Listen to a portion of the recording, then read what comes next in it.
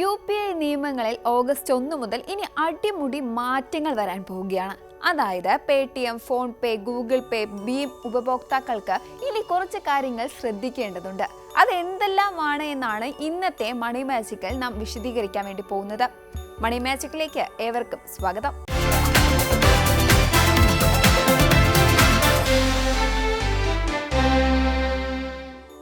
ഇന്ത്യയുടെ digital payment രംഗത്ത് വിപ്ലവം സൃഷ്ടിച്ച യൂണിഫൈഡ് പേയ്മെന്റ് ഇന്റർഫേസ് അഥവാ UPI സംവിധാനത്തിൽ ഓഗസ്റ്റ് 1 മുതൽ, അതായത് നാളെ മുതൽ പുതിയ മാറ്റങ്ങളും ക്രമീകരണങ്ങളും നിലവിൽ വരികയാണ്.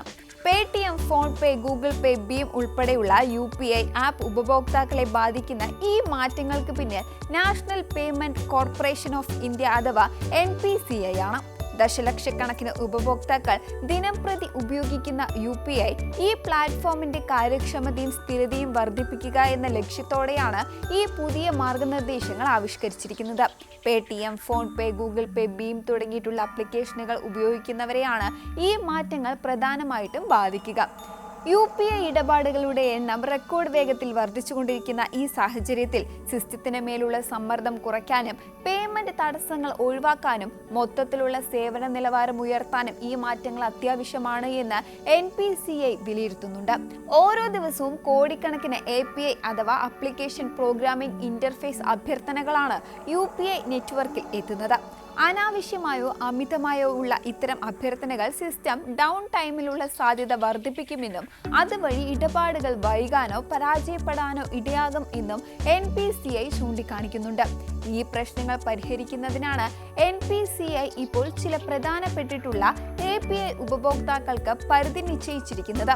പുതിയ നിയമമനുസരിച്ച് ഉപഭോക്താക്കൾക്ക് തങ്ങളുടെ ബാങ്ക് അക്കൗണ്ടിലെ ബാലൻസ് പരിശോധിക്കുന്നതിന് ഒരു പരിധി ഏർപ്പെടുത്തിയിട്ടുണ്ട്. ഓഗസ്റ്റ് 1 മുതൽ ഓരോ UPI ആപ്ലിക്കേഷനിലും പ്രതിദിനം 50 തവണ മാത്രമേ ബാങ്ക് ബാലൻസ് പരിശോധിക്കാൻ കഴിയൂ. ഇത് 24 മണിക്കൂറിനുള്ളിലെ കണക്കാണ്.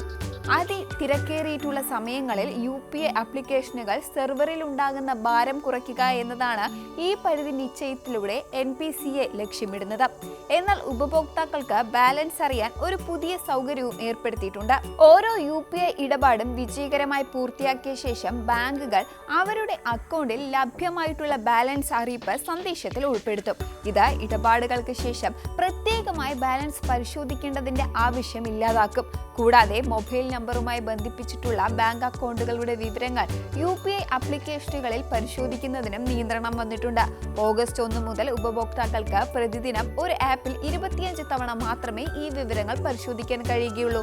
അനാവശ്യമായ ഡാറ്റ അഭ്യർത്ഥനകൾ കുറച്ച് സിസ്റ്റത്തിന്റെ മൊത്തത്തിലുള്ള പ്രതികരണ ശേഷി മെച്ചപ്പെടുത്താനാണ് ഈ മാറ്റം. UPI ഓട്ടോപേ ഇടപാടുകൾക്ക് NPCI നിശ്ചിത സമയപരിധികൾ അവതരിപ്പിക്കുന്നുണ്ട്. സാധാരണയായി ഈ EMI, വൈദ്യുത ബില്ലുകൾ, സബ്സ്ക്രിപ്ഷൻ പേയ്മെന്റുകൾ, മറ്റ് ഓട്ടോപേ ഇടപാടുകൾ എന്നിവ ഒരു പ്രത്യേക സമയമൊന്നും ഇല്ലാതെയാണ് മുൻപ് നടന്നിരുന്നത്. എന്നാൽ പുതിയ നിയമപ്രകാരം ഇത്തരം ഷെഡ്യൂൾ ചെയ്തിട്ടുള്ള പേയ്മെന്റുകൾ പ്രത്യേക സമയ വിൻഡോകളിൽ മാത്രമേ പ്രോസസ് ചെയ്യുകയുള്ളൂ. തിരക്കേറിയ സമയങ്ങളിൽ UPI നെറ്റ്വർക്കിൽ ഉണ്ടാകുന്ന സമ്മർദ്ദം കുറച്ച് ഇടപാടുകൾ കൂടുതൽ സുഗമമാക്കാൻ ഇത് സഹായിക്കും. ഈ സമയപരിധികൾ NPCI കൃത്യമായി നിർവചിച്ചിട്ടുമുണ്ട്.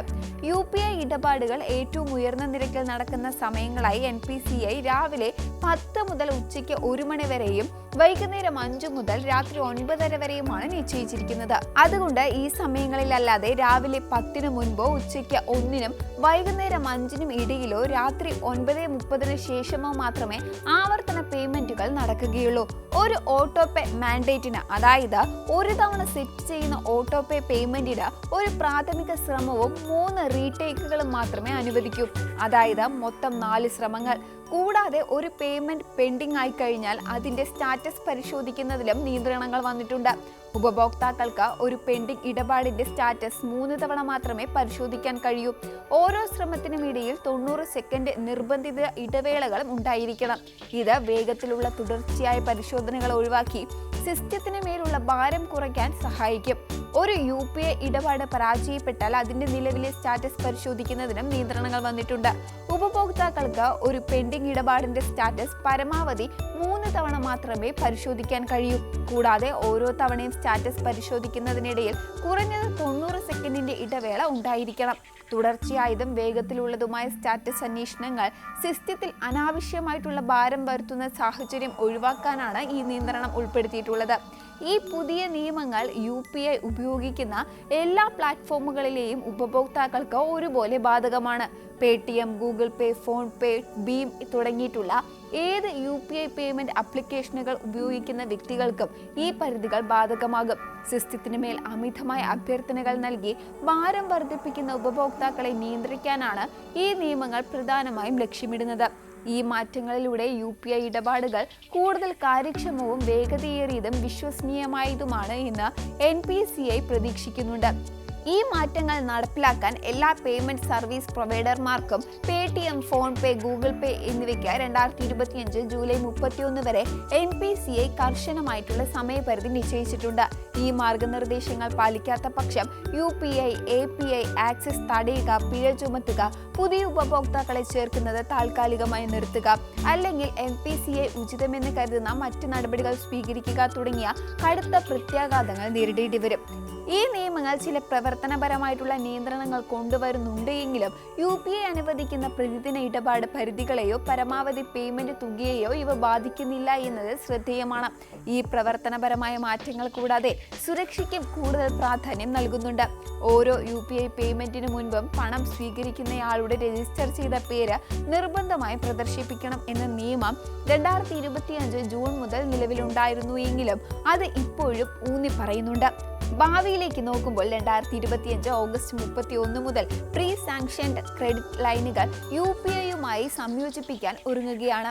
ഇത് ഉപഭോക്താക്കൾക്ക് അവരുടെ പ്രീ അപ്രൂവ് ചെയ്തിട്ടുള്ള ക്രെഡിറ്റ് സൗകര്യങ്ങൾ, അതായത് സ്ഥിര നിക്ഷേപങ്ങൾ, ഓഹരികൾ, വായ്പകൾ, സ്വർണം, വസ്തുവകകൾ തുടങ്ങിയവയുടെ പിൻബലത്തിൽ UPI പേയ്മെന്റുകൾക്കും പണം പിൻവലിക്കുന്നതിനും വ്യാപാരങ്ങളുമായിട്ടുള്ള ഇടപാടുകൾക്കും ഉപയോഗിക്കാൻ അനുവദിക്കും. ഇതിന് പ്രതിദിനം 1 ലക്ഷം പേയ്മെന്റുകൾക്കും 10,000 ക്യാഷ് പിൻവലിക്കലിനും പരിധിയുണ്ട്. ഇത് ഇന്ത്യയുടെ സാമ്പത്തിക രംഗത്ത് UPIയുടെ ഉപഭോഗവും വ്യാപ്തിയും കൂടുതൽ വികസിപ്പിക്കും.